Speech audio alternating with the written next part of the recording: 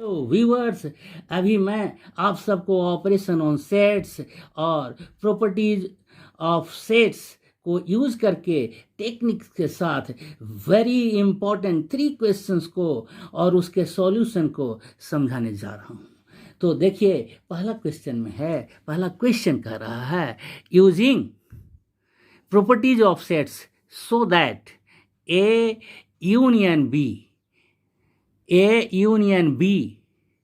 intersection A union complement of set B equal to A. ये तो हमें proof करना है।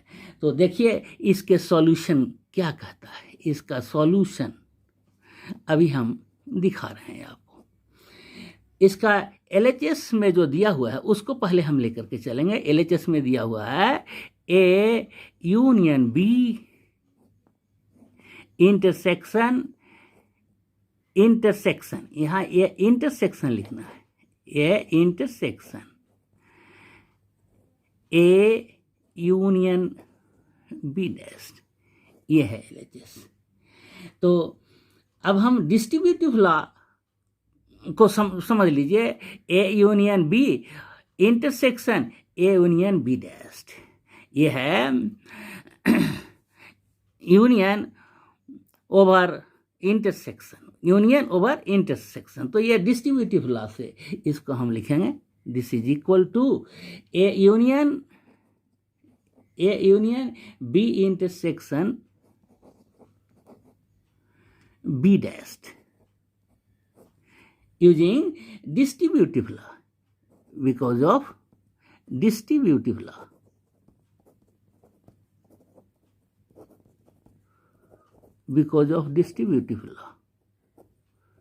ठीक है ना।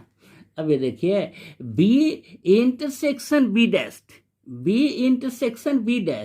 ये कॉम्प्लीमेंट लॉ में है कि B इंटरसेक्शन B डैश का वैल्यू फाई होगा, एम्प्टी सेट होगा बिकॉज ऑफ कॉम्प्लीमेंट लॉ। तो A union phi by complement law, because of complement law. ठीक है ना। अब इसको देखिए आइडेंटिटी लॉ से इसको हम लिख सकते हैं A यूनियन फाई को लिख सकते हैं A, this can be written A by identity law because of identity law. हमने ये सारे लॉज का यूज कर लिया है जो ऑपरेशन ऑन सेट में आपने पढ़ा है। तो देखिए A मिल गया, LHS हमारा ये था, अब हमको ये चीज प्रूफ हो गया है। देयरफॉर हम इसको लिख सकते हैं A union B intersection A union B dash is equal to A। ये हम लिख सकते हैं, हमने यहाँ पर प्रूफ कर दिया है, इस चीज को प्रूफ कर दिया है। सेकंड क्वेश्चन कहता है कि so that A intersection B dash is equal to A minus B, ये हमको प्रूफ करना है। A intersection B dash is equal to A minus B होगा। इसका देखिए RHS इसका लेकर के चलिए। RHS है हमारा A माइनस B, RHS है A minus B, difference of two sets. इस A माइनस B का मीनिंग आप देख लीजिए। A माइनस B का मीनिंग है X such that X is belonging to A, and X is not belonging to B, ये हुआ मीनिंग। तो देखिए इसमें X such that X is belonging to A and X is not belonging to B, इसका meaning क्या है? X is belonging to B dash, इसका meaning है कि X B डैश में बिलोंग कर रहा है, ये अर्थ हुआ। तो दिस इज इक्वल टू क्या हो जाएगा? this is equal to A intersection B dash. This is equal to A intersection B dash, है ना. यहाँ एंड है, इसका मतलब है यहाँ इंटरसेक्शन है. ए इंटरसेक्शन बी डैश को हम ऐसे लिखते हैं, ठीक है. This is equal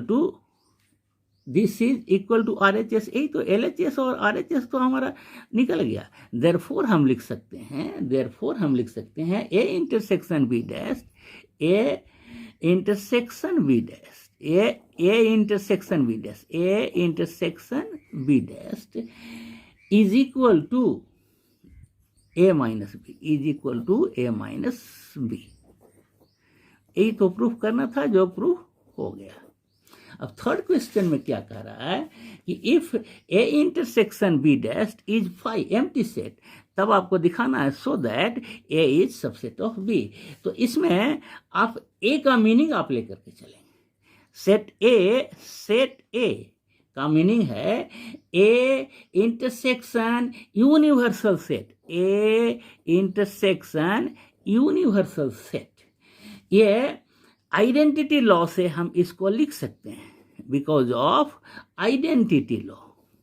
identity law, ये आइडेंटिटी लॉ में आपने पढ़ा है कि ए इंटरसेक्शन यूनिवर्सल सेट ये जो होता है ए के बराबर होता है. माने ए इंटरसेक्शन यूनिवर्सल सेट को हम ए लिख सकते हैं आइडेंटिटी लॉ से. आइडेंटिटी लॉ में आपने इसको पढ़ा है. तो ए इंटरसेक्शन, इसी बात को हम लिखते हैं ए इंटरसेक्शन यूनिवर्सल सेट को हम कॉम्प्लीमेंट लॉ से लिख सकते हैं B union B dash. Universal set के लिए हम लिख सकते हैं B union complement of set B. ये हम कहाँ से पढ़े हैं? कॉम्प्लीमेंट लॉ में ऐसा हमने पढ़ा है, because of complement law. Complement law में आपने इसको सीखा है. यानी बी यूनियन बी डैश को यूनिवर्सल सेट हम लोग लिखते हैं, इसलिए यूनिवर्सल सेट के लिए बी यूनियन बी डैश लिखा गया. अब ये देखिए, अब A intersection B, A intersection B, A intersection B union A intersection B dash, A intersection B dash. ये क्यों लिख सकते हैं?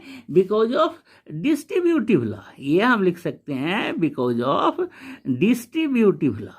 डिस्ट्रीब्यूटिव लॉ, ये डिस्ट्रीब्यूटिव लॉ है. Intersection over union, distributive law intersection over union है. तो अब एक बड़ी बात यहां पर है, ए इंटरसेक्शन बी डैश का वैल्यू आपको दिया हुआ है. देखिए, ए इंटरसेक्शन बी डैश का मीनिंग फाई है, आपको दिया हुआ है. This is equal to A intersection B, और ए इंटरसेक्शन बी यूनियन इसका वैल्यू फाई है ना.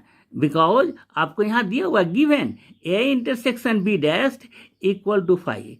ए intersection B dash is equal to phi. ये बात दिया हुआ है, ये गिवन है, इसलिए हमने इसका वैल्यू फाई या एम्प्टी सेट लिखा है.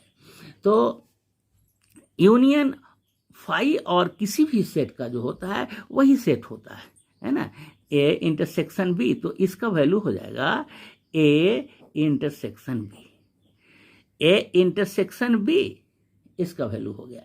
इसका मतलब हमको क्या मिल गया? देयरफॉर हमारे पास मिल रहा है ए का वैल्यू ए इंटरसेक्शन बी मिल रहा है. यानी A is equal to A intersection B. Therefore हम कहेंगे A is subset of B. यही प्रूफ करना था, तो प्रूफ हो गया, है ना. यदि आप हमारा चैनल पहला बार देख रहे हैं तो इसे सब्सक्राइब अवश्य कर देंगे, और जो पहले देखे हुए हैं वे एक लाइक तो ज़रूर करेंगे। I hope so. That's all.